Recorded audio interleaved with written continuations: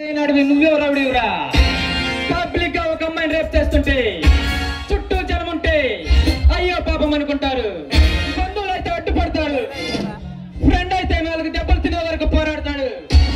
కానీ ఇవేవి కాకుండా ఎప్పుడైతే ఆ అమ్మాయికి ఒక మొగుడు ఉంటాడు, మొగుడు మగాడైతే ఎదురుగా నిలబడింది గూండా అయినా లీడర్ అయినా వాడమ్మ మొగుడైనా సరే ఎవడైనా సరే అడ్డంగా నిలబడతాడు.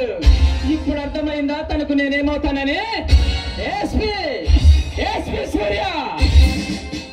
ఓ సూర్య, ఎస్పీ సూర్య అంటే నువ్వా? యాక్చువల్లీ నేను కూడా నీకోసమే వచ్చా, కానీ నీ పిల్లాన్ని చూశాక వారేవా దాని అన్నాన్ని చూశాక కాసేపు సరదాగా దానితో ఆడుకుందాం అనుకున్నా. కానీ పని పూర్తి కాకముందే మధ్యలో వచ్చి నా మూడంతా పాటు చేశావు. అయినా ఈ సిటీకి ఏ కొత్త పోలీస్ ఆఫీసర్ వచ్చినా ముందు మమ్మల్ని కలవాలి. అయినా మేము కబురు పెట్టినా రాలేదంటే ఎంత పొగర్రా నీకు? నాది పొగరే. ఎందుకో తెలుసా? సిన్సియర్ గా పనిచేసే ప్రతి పోలీస్ ఆఫీసర్ ఒంటిలో నరాల్లో ఉంటుంది నా పొగరు.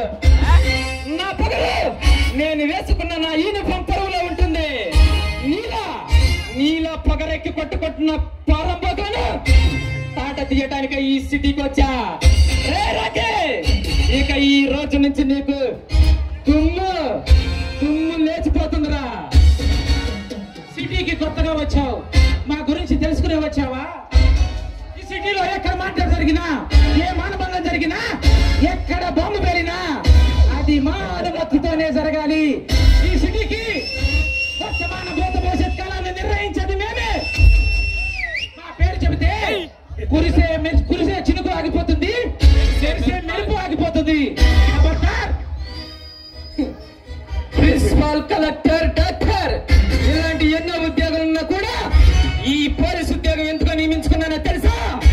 నీలాంటి రౌడీ నా కొడుకుల మక్కలు విరగదీయడానికి. నేను డ్యూటీలో జాయిన్ అయ్యి సరిగ్గా 4 సంవత్సరాలు అవుతుంది. 8 సెంటర్లు మారా. ఈ 8 సెంటర్లో ఏ సెంటర్ కైనా పోచాయి.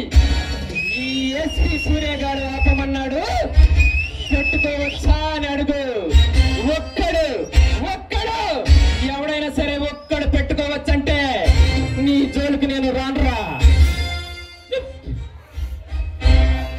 సూర్య, మా ఇంటి గేటు దగ్గర ఎప్పుడు 2 కుక్కలు కాపలా కాస్తుంటాయి. ఒకటి మా ఇంటి కాపలా కుక్క, 2 పోలీస్ కుక్క. గేటు బయట ఉండి కాపలా కాస్తూ నేను పెట్టే ఎంగిలి మిత్రులు తిని బతకాల్సిన నువ్వు గేటు దాటి లోపలికి వచ్చి మా వాళ్ళని కొట్టి మాకే వార్నింగ్ ఇచ్చి వెళ్తావా? ఎంత ధైర్యం రా కొడక నీకు? ధైర్యం అది నా బ్లడ్ గ్రూప్. రాకే, ఈ రోజు నువ్వు నీ అన్న జితేంద్ర గారు ఇద్దరికి ఎమగడే సమీపించే. ఈ రోజు సరిగ్గా అక్టోబర్ 1 గుర్తుంచుకో. 15వ తారీఖున మీ ఇద్దరికి భయం అంటే ఏమిటో రుచి చూపిస్తా. 25వ తారీఖున మిమ్మల్ని ఎదిరించడానికి ఒక తమ్మున్న పోలీస్ ఆఫీసర్ వచ్చాడని ఈ పబ్లిక్ జనానికి తెలుస్తుంది. 25వ తారీఖున పబ్లిక్ లో మీరంటే భయం పోతుంది. 1వ తారీఖున నువ్వు నీ అన్న జితేంద్ర గారు ఫినిష్. నువ్వు గుర్తుంచుకో.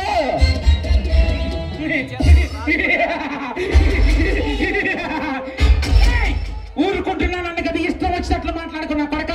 నేను తెలుసుకుంటే ఇప్పుడే ఎక్కడే నీ తలనరికి నీ పోలీస్ గుమ్మానికి వేలాడ తీగలను. నువ్వు నాకు 30 రోజులు టైం ఇచ్చావు కదా, గుర్తుపెట్టుకో. నేను నీకు సరిగ్గా 6 రోజులు టైం ఇస్తున్నా. ఈ 6 రోజులు నువ్వు తినాలన్న తిను, తాగాలన్న తాగు, అనుభవించాలన్న సుఖాలన్నీ అనుభవించు. నీ చావు ఎలా ఉంటుందో, ఎంత భయంకరంగా ఉంటుందో, ఎటు నుండి వస్తుందో కూడా ఊహించలేవు. నీ చావు చూశాక ఏ పోలీస్ కొడుకైనా మాతో పెట్టుకోవాలంటే నీ చావు ఒక కులపాతం అవుతుందిరా కొడక. చావంటే భయం లేని వాడిని, ఆ మృత్యుతో స్నేహం చేసేవాడిని. ఈ కాకి డ్రెస్ వేసుకున్న రోజే ఈ నా ప్రాణాలు ఈ దేశానికి అర్పించా. ఇలాంటి రౌడీ నా కొడుకులు ఎంతమంది వచ్చినా నా కళ్ళల్లో భయాన్ని కూడా చూడలేరు. గుర్తుంచుకో. ఇక నీకు యమగడియలు సమీపించినట్లే. మనిషిని నమ్మో, మంత్రిని నమ్మో, తమ్ముని నమ్మో, డబ్బుని నమ్మో మేము ఇక్కడికి రాలేదురా.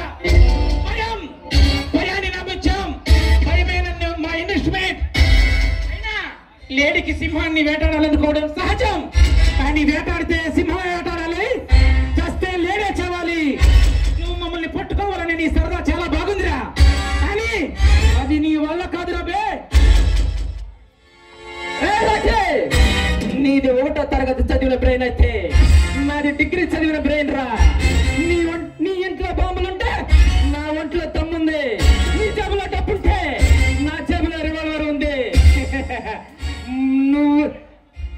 నువ్వు రివాల్వర్ తీస్తే ఇల్లీగల్, అదే రివాల్వర్ నేను తీస్తే ఇల్లీగల్.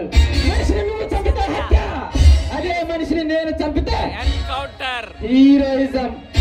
నువ్వు తిప్పితే రౌడీయిజం, అదే మీసం నేను తిప్పితే హీరోయిజం రా.